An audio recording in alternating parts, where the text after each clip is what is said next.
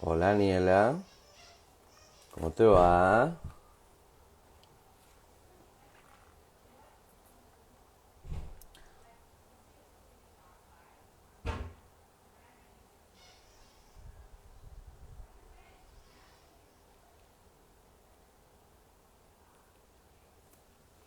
Bueno, hoy vamos a tener un Asuntos del Sur un Asuntos en 30 muy especial. Vamos a estar con el presidente Samper, expresidente de Colombia, secretario general de UNASUR, fundador del Grupo de Puebla. Vamos a estar conversando un poco sobre lo que una investigación que él realizó eh, para una serie de papers que nosotros hemos realizado que se llama La democracia importa, que fue realmente lo planteamos a principio de año cuando empezó a verse lo de la pandemia y la situación política y económica desgarradora que estábamos viendo en América Latina y que estaba poniéndose en discusión la propia democracia. Empezamos a plantearnos eh, invitar a referentes de toda América Latina para que nos ayuden a pensar sobre qué podemos hacer para la región, cuáles son las agendas fundamentales, y así es como hemos hablado sobre prioridad y privacidad de datos, sobre las reformas policiales, hemos hablado sobre el rol de la mujer en política, hemos hablado sobre los recursos naturales, hemos hablado sobre la digitalización del Estado, distintos tipos de agendas que nos parecían muy pertinentes. Y ahora estamos, bueno, estoy esperando que se conecte el presidente Samper, ahí lo voy a invitar. Eh,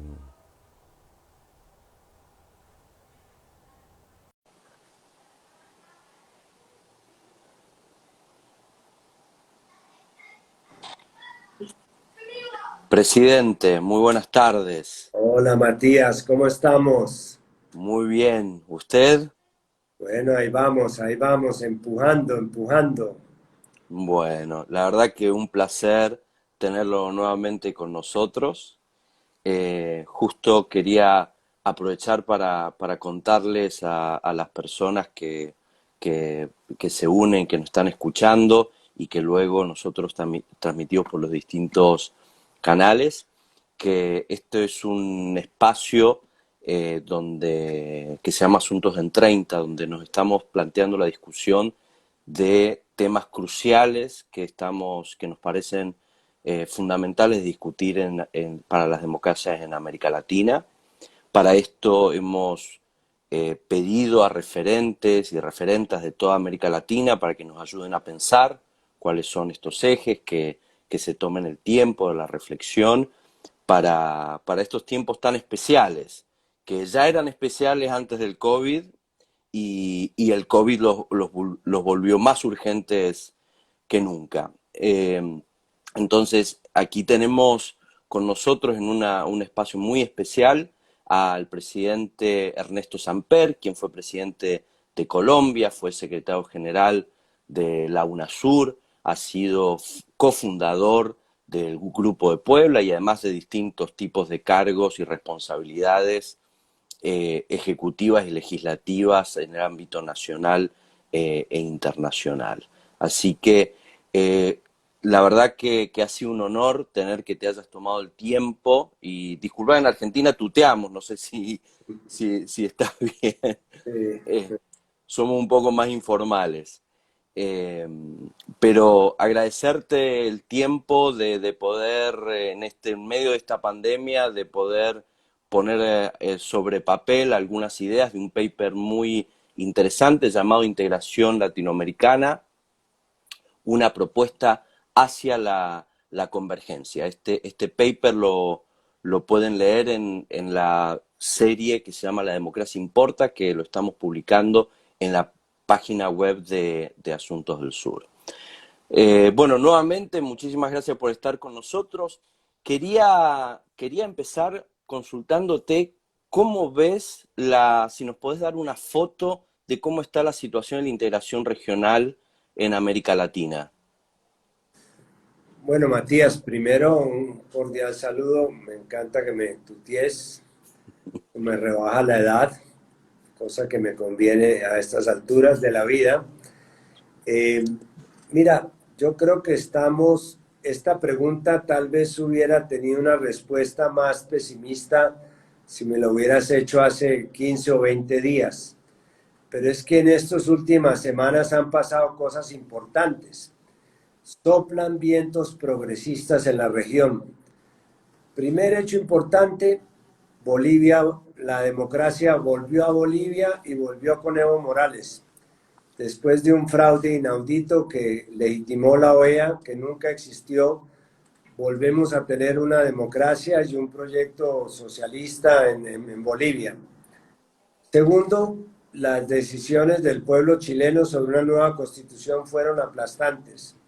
No solamente quieren una nueva constitución, sino que quieren que esa constitución la expidan unos constituyentes elegidos popularmente y que esa constituyente, mitad hombres, mitad mujeres, que es inédito en el mundo, que una constitución con una paridad de género. Tercer hecho importante, ganó el señor Biden, tras el régimen agresivo y discriminatorio del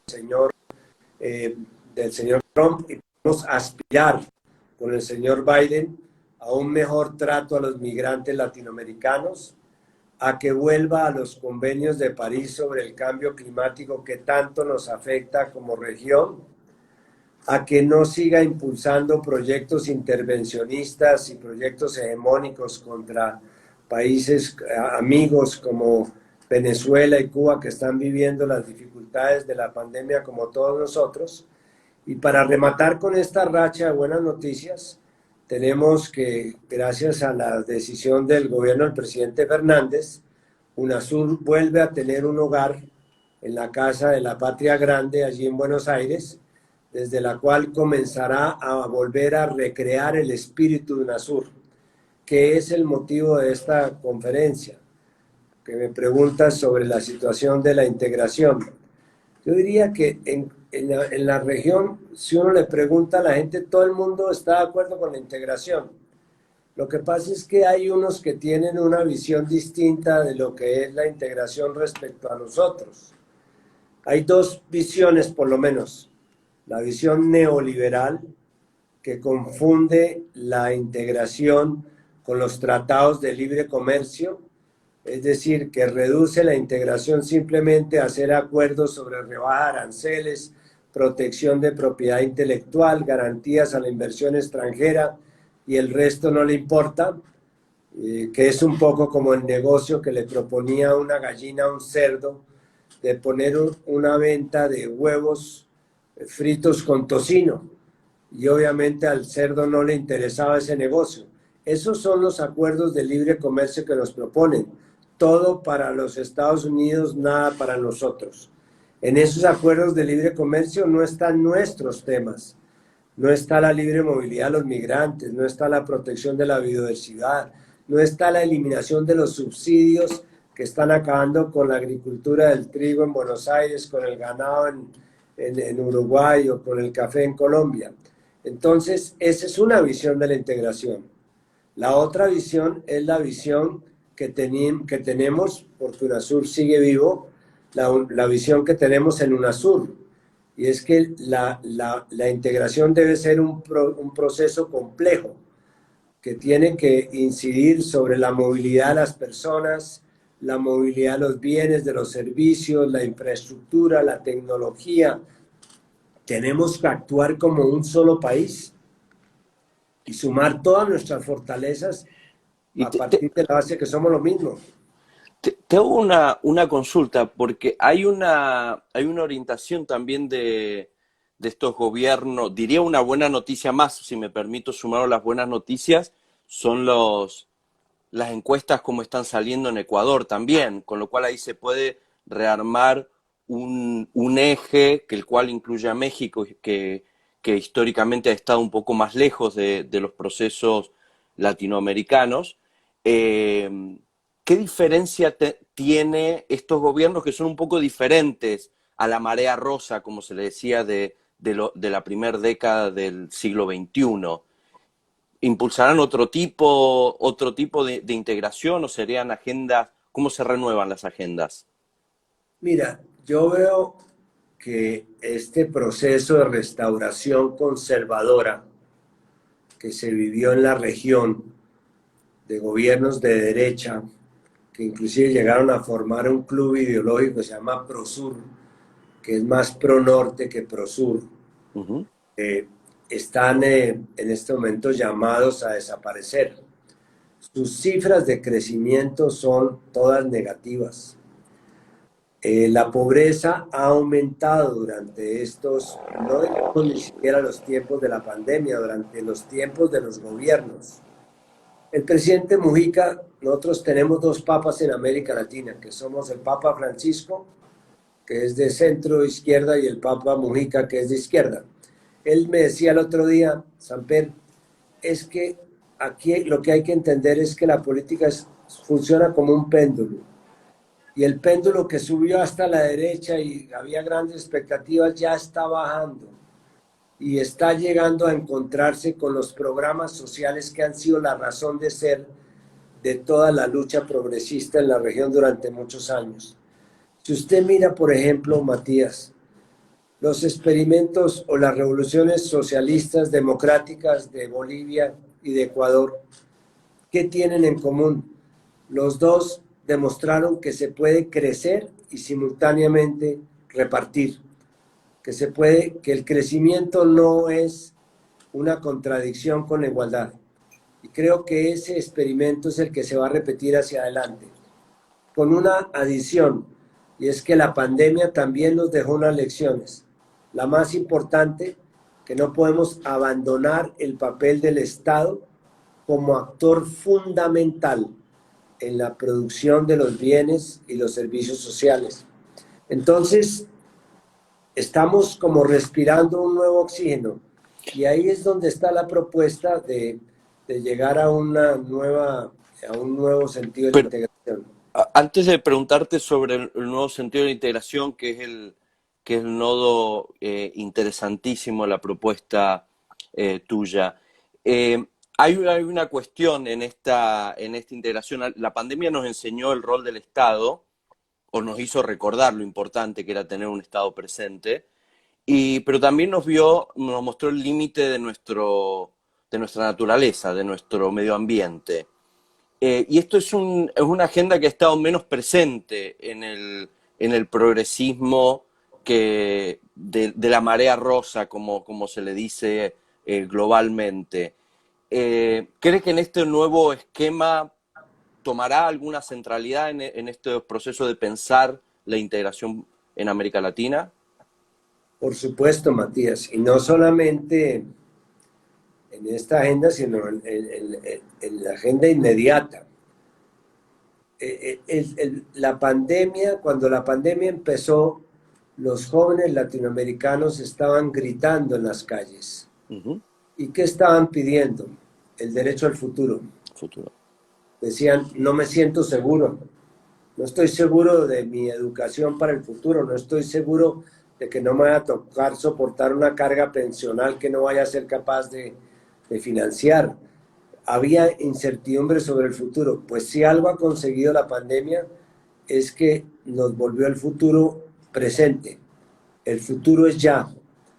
Y nosotros las respuestas que estaban esperando que diéramos en 20 años en materia de transición ecológica, en materia de energías alternativas, en materia de utilización democrática del agua, en materia de inteligencia artificial.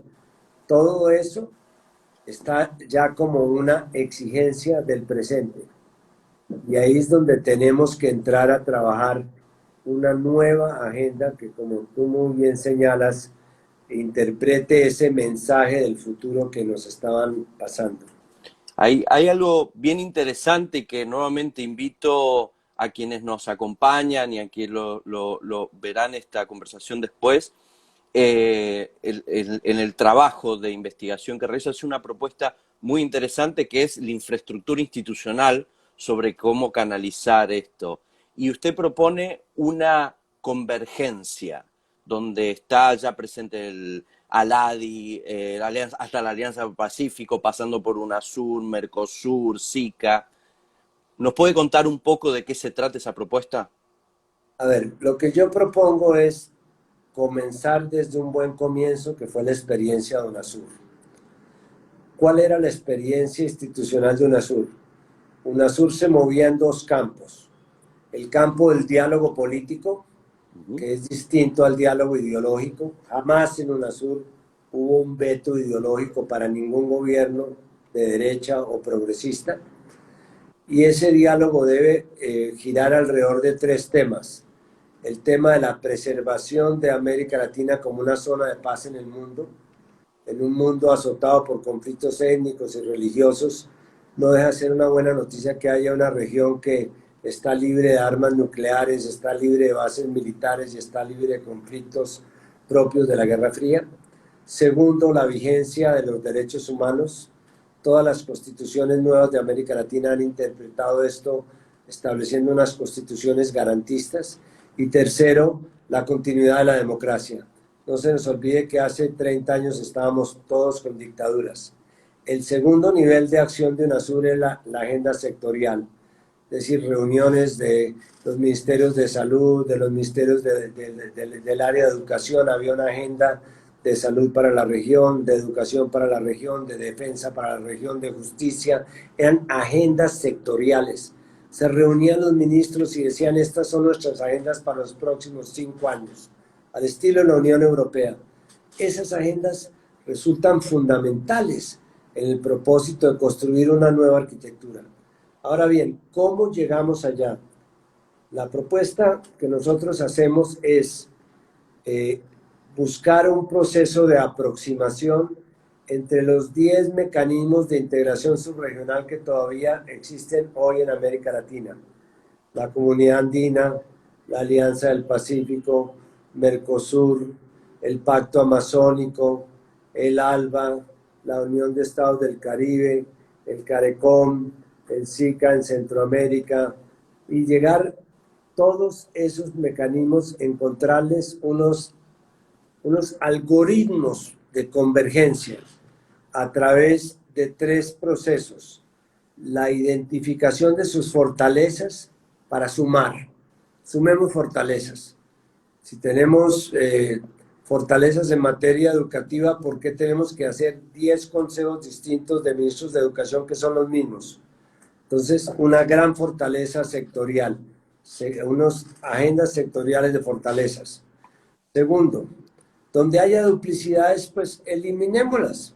Si ese ejercicio de identificar fortalezas resulta que hay 3 o 4 procesos que están haciendo lo mismo, pues eliminemos esas duplicidades en áreas de la eficiencia. Y en tercer lugar, si hay unos mecanismos que tienen unas especialidades, pues aprovechémoslas en beneficio de todos en lugar de duplicarlas. Por ejemplo, la Comunidad Andina tiene una fuerte institucionalidad que la ha trabajado durante muchos años, tiene hasta un órgano de justicia. Por ejemplo, Mercosur tiene el Instituto de Derechos Humanos, que es un modelo en cuanto al Instituto de Derechos Humanos en el mundo. Utilicémoslo para el área de derechos humanos. El ALBA ha trabajado en temas de solidaridad, en la lucha contra el ébola, en Petrocaribe. Son 2 expresiones de solidaridad. Bueno, trabajemos el tema de solidaridad con el ALBA. Hay un instituto de salud de UNASUR que hubiera podido perfectamente funcionar en este momento como un ejemplo de cómo se puedan reunir los ministros de salud para buscar medicamentos conjuntamente, para buscar procedimientos, para identificar modelos epidemiológicos. Mantengamos ese instituto en beneficio de todos. Lo mismo se puede del sistema centroamericano. Tiene unos proyectos en materia de infraestructura. Y todo eso, Matías, que confluya hacia la CELAC. La CELAC es como la gran catedral donde se pueden reunir todas estas capillas, porque ahí estamos los 34 países, porque está al frente de ella México, que es un país que tiene una identidad progresista. Entonces, la propuesta es que generemos una convergencia de los procesos hacia allá, pero eso requiere que haya una reorganización de la CELAC, que empoderemos al secretario general de la CELAC, que la CELAC actúe como bloque y que ese bloque participe dentro de un nuevo ajedrez multilateral que no va a ser 180 países hablando sin que nadie los oiga y los entienda, sino deberá ser una conformación de bloques regionales. Nosotros tenemos la responsabilidad del bloque de las Américas, que es como si fuera la OEA, pero sin Estados Unidos. Somos latinoamericanos y habla un bloque europeo y un bloque asiático y que seguramente un bloque norteamericano. Pero ese esquema multilateral, al margen de los polos hegemónicos, ni China ni Estados Unidos, el multilateralismo fortalecido debe ser el punto de llegada de la CELAC. Y hago una consulta, ¿y cómo esto dialoga con procesos bastante fuertes de integración donde sí Estados Unidos participa y tiene un peso fundamental, que es, por ejemplo, el BID, el Banco Interamericano de Desarrollo, y la OEA, que además la última parte de la administración Trump de este año ha jugado muy fuerte, digo, siempre Estados Unidos tuvo una dominación, pero este año con la renovación de Almagro en la Secretaría General, quien ha jugado directamente con respondiendo a intereses de Estados Unidos, y paralelamente la designación del presidente del BID a Claver Carone, juega una agenda muy radical que quizás no habíamos visto en mucho tiempo. ¿Cómo juega esto, por un lado, con la propuesta suya y por otro lado, con la designación de Biden? ¿Qué nuevas oportunidades de diálogo se dan? Bueno, es muy interesante la pregunta porque realmente, como ya notaba al comienzo de esta intervención, estamos en una nueva coyuntura, mucho más favorable que la que teníamos hace 15 días. La llegada de Biden de por sí representa ya unos hechos de integración que responden no solamente a sus propuestas de campaña, sino a lo que fue su actuación como vicepresidente Obama durante 8 años. Temas como, por ejemplo, ya anunciados por él de que va a volver a suscribir los convenios de París, que son los que establecen las condiciones de lucha contra el cambio climático, que, valga la verdad, somos de las regiones más afectadas por el calentamiento global producido por el cambio climático a través de huracanes y de tormentas en el Caribe y a través de sismos en el área andina. También Biden ha dicho que va a mantener la política de migración de Obama, que consistía en permitirle a los Dreamers, o sea, los 10 millones de latinoamericanos que viven en Estados Unidos, ya se organizaron, tienen su vida, tienen sus familias, que permanezcan en los Estados Unidos y acabar con este procedimiento absolutamente odioso de la desintegración de las familias. Que si una familia llega a la frontera, dividen a los hijos de los padres como una sanción a los padres, prácticamente perdiendo a sus hijos. O tenemos la posibilidad de que Biden levante o alivie los bloqueos económicos que hoy día están despedazando prácticamente a Venezuela y Cuba en épocas de pandemia, creando unas crisis humanitarias que realmente son absolutamente censurables. Que no haya más presencia militar en Colombia de tropas extranjeras, que en el caso de las drogas, por ejemplo, para el caso colombiano, la instrucción no sea la confrontación militar de los sembradores de coca en Perú, en Colombia o en Bolivia. Bolivia, sino que hay un proceso de sustitución social y voluntaria a los cultivos, como se acordó en los acuerdos de La Habana. En fin, son muchas circunstancias que se tendrán que tener en cuenta como parte de una renovación de la agenda. Hay un dato interesante, que es que por primera vez un presidente de Estados Unidos es elegido sin la ayuda de la comunidad cubana de Florida, con lo cual eso generaría una mayor independencia, una potencial cambio de su dominación de la diplomacia para el hemisferio occidental, algo que domina desde la Revolución Cubana, con un perfil muy específico. Quería saber si usted está al tanto de eso, si es cierto que puede haber una transformación así tan radical, o más sería más al estilo Obama. ¿Cómo lo prevé? No, mira, yo creo que el comportamiento de la Florida es realmente atípico.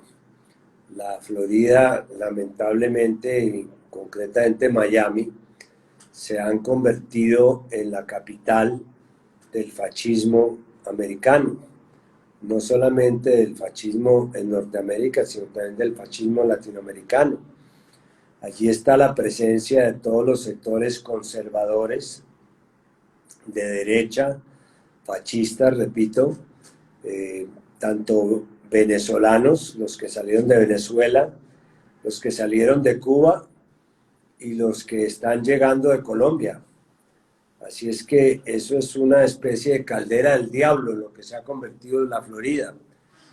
Y de todas maneras, si no existiera el sistema perverso de voto que existe en los Estados Unidos a través de este colegio electoral, pues en los pocos estados en que hubiera perdido las elecciones Biden sería precisamente en la Florida, de tal manera que es una coyuntura muy desfavorable, pero que yo creo que se va a compensar con la actitud liberal y progresista de ciertas regiones como puede ser Nueva York o California, que son regiones que están de alguna manera liderando los procesos. No se debe olvidar, Matías, que los grandes cambios sociales en materia de libertades y garantías en los Estados Unidos han comenzado en los estados federales y luego han llegado a Washington. Ujú, Temas como el de la esclavitud, por ejemplo, temas totalmente. como el de El aborto, hay el varios. aborto, el reconocimiento de los derechos reproductivos, la igualdad los temas de la igualdad de los alternativos, sectores alternativos, todos primero fueron votados en los estados federales y llegaron a Washington. El tema de las drogas, sin ir más lejos, con estas elecciones, 5 estados en los Estados Unidos legalizando la marihuana y nosotros seguimos prestándonos a destruir, perseguir a los consumidores y perseguir a los campesinos y perseguir a los microtraficantes por cuenta de un problema que ya se está acabando en los Estados Unidos. Bueno, presidente, no le quiero quitar más tiempo, la verdad que la idea era tener una pequeña conversación con usted, con un aporte, agradecerle nuevamente que se haya tomado el tiempo en medio de la pandemia de escribir varias páginas de un paper tan interesante sobre una propuesta además muy concreta y que nosotros consideramos que se tiene que escuchar mucho más de esto, cómo recuperar la agenda de integración regional y sobre todo cómo generar convergencia con la infraestructura que ya tenemos disponible. No salir a reinventar la rueda, sino utilizar la infraestructura con una dirección propia latinoamericana y en este caso ojalá también progresista. Así que muchísimas gracias.